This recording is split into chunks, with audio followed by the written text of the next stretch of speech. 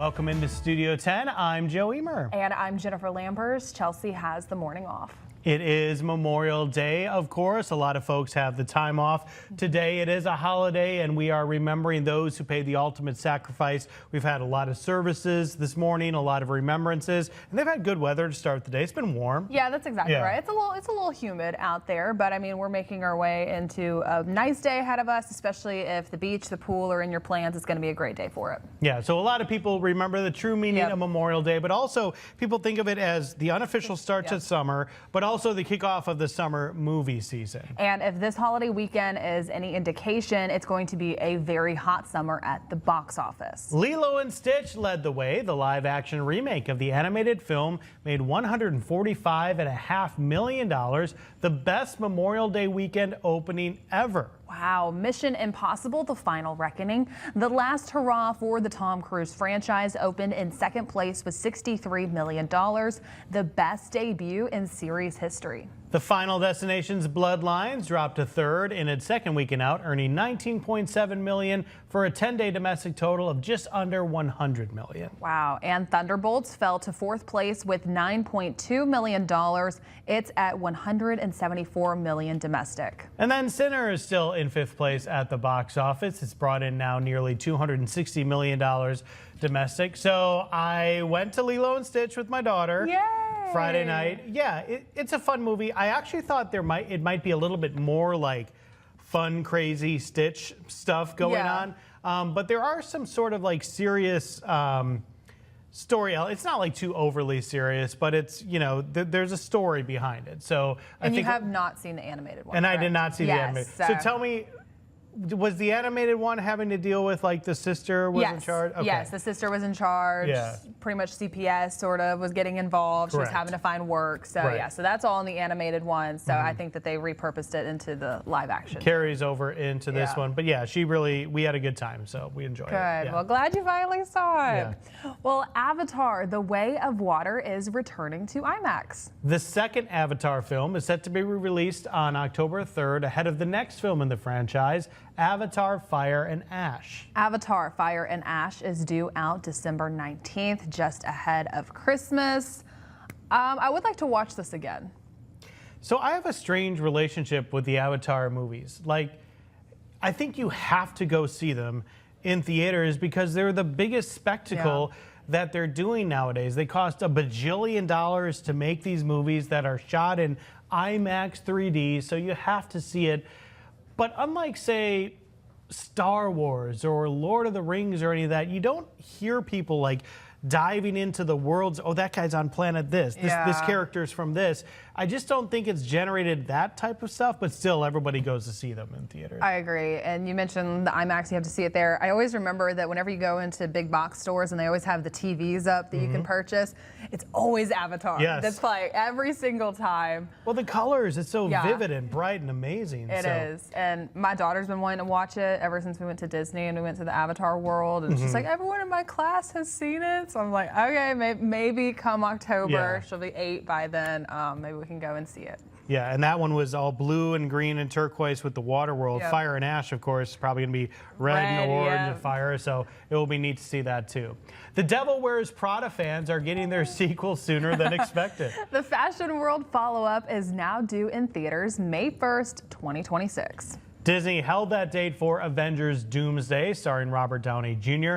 That has been pushed back to December of 2026, so Devil Wears Prada 2 will have its weekend to shine. I'm here for it. I remember when we first announced that they were coming out with the second one, I was watching it on a random Sunday that it was on TV, and Cole walked inside and he's kind of sat down and was watching it, and then it went to commercial and he said, "Let me know when it comes back on." So he enjoyed it. He enjoyed it. Well, so now you have a date night set for the future. Yeah, May 2026. Wow, amazing stuff. Speaking of amazing, we're always talking about the amazing Dolly Parton. She's venturing into a new avenue here. I'm excited for this. The country music icon, Dolly Parton, is bringing Southern comfort to the frozen food aisle. Look at that. Dolly Parton says she wants to pass on to her fans the nostalgia of distinctly Southern foods that she loves. It's a Dolly Parton frozen food line through Conagra. The Southern classics include shrimp and grits, chicken and dumplings, country fried steak, beef pot roast, and for dessert, bake and serve biscuit batter peach cobbler. Parton says she collaborated with Conegra to make sure the recipes taste just like her favorite meals. The food line is available at stores across the country, including at Walmart and Target. Lee was talking earlier. He says we're going to have to do a taste test here on one of our programs in the morning to see what they taste like. What's interesting, too, is a lot of the, you've got frozen food lines that are just terrible for you. Yeah. And, savory and full of fat and sugar and all that. But then a lot of like lean cuisine and stuff is what I think of with frozen meals. I don't know. We'll have to see where this one falls. These are single serve, weren't they? Single serve, yeah. Okay, single serve. I don't know. I would try it. Shrimp and grits. Yeah, the grits one got me. The chicken and dumplings would probably be my pick out of all of them. But if Dolly's putting her name behind it, maybe. She taste tested it. Yeah. We'll have to see. This would not be something you want as a frozen food, but if you want to make it fresh and fry it up, a great recipe from Chef Big John. It is great. You can check out oysters patrina and baked oysters on the half shell. All right, coming up, we are learning about a new program to bring veteran stories from overseas closer to home. And also, I'm going to be talking more about your Memorial Day forecast. Whatever you have planned for today to celebrate, just enjoy it, soak up some of that sunshine and that heat. I'll be breaking down more details on what you can expect through this evening. That's coming up when we come back. Well, thank you, Joe. On Memorial Day, Americans honor and sacrifice the service members at cemeteries and monuments across the country. But for those whose heroism ended decades ago and overseas, there's a push to bring their stories closer to home. Karen Kafa has the story. I'm walking towards the grave of Ellen Ainsworth. She's buried here in Plot C.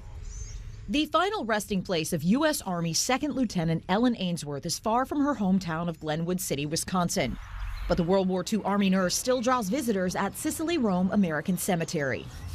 So as we take this sand and rub this across her name, for a family member, it creates this physical and emotional connection. Cicely Rome American Cemetery, about 40 miles south of Rome, is one of the cemeteries administered by the American Battle Monuments Commission, which maintains monuments to more than 200,000 of the nation's fallen heroes outside of the United States, including the sites like Paris and Normandy. They are powerful sites of remembrance that are an incredible place to visit and honor the dead of World War I and World War II. However, our audience is the American people, and many Americans will never get the chance to physically journey to one of our cemeteries. The American Battle Monuments Commission has now partnered with the Department of Veterans Affairs to bring the stories of these service members closer to home, using the VA's Digital Veterans Legacy Memorial. These American heroes deserve to be remembered and their stories to be told just as any other veteran or service member. Launched in 2019, VA Program Officer James LaPaglia says the digital database is intended to make the stories of every U.S. veteran more interactive, more vivid, and more accessible. We wanted to take the cemetery experience beyond the confines of a gate or a cemetery wall. With their data, the VA has created online memorial pages for more than 10 million U.S. service members in VA and VA grant-funded cemeteries, Department of Defense cemeteries like Arlington National Cemetery, and other sites like the cemeteries abroad. Family members, friends, and the public can submit photos and mementos to populate each page and share a veteran's story. Like Ainsworth's, which ended in February 1944 in Italy. While her hospital was under attack, she moved her patients to safety and died from her own injuries days later. A story Mark Ireland, superintendent of the Cicely Rome American Cemetery, says still inspires. That idea of, fighting to the very end, not giving up. And is just one of many to be honored by generations to come. In Washington, I'm Karen. About your extended forecast coming up in just a little bit. Mid to upper 90s. It's hot. Oof, it's here. Might want to cool down, like get out on a jet ski or something. Just some options for you. Just some options. All right, coming back, we are checking in with Rouse's and Chef Big John. Yep, he is cooking up more of the oysters patrina. These tasted absolutely delicious. We'll have more details on that coming up when we come back. And also coming up, I'm going to be having another look at your Memorial Day forecast, timing out some of the rain chances for today. And also, we're headed to Barrow Fine Furniture to learn more about the importance of a furniture warranty. More details on that are coming up when we come back. Welcome back into Studio 10. A father-son duo's kinetic sculptures are spreading joy in Minneapolis. Jeff Wagner has their story. In this small Fergus Falls studio. I love when people find It so happens that my father and I bring joy and happiness. It's a gift to be able to do both the engineering and the art and to see where they take you. I love when people find something that they love to do and are able to build their careers and their future around it. I think it's awesome. And especially to be able to share that with other people too. Right. Yeah. And I could tell he was from Minnesota when he said, oh, geez, I got something here. So, good stuff.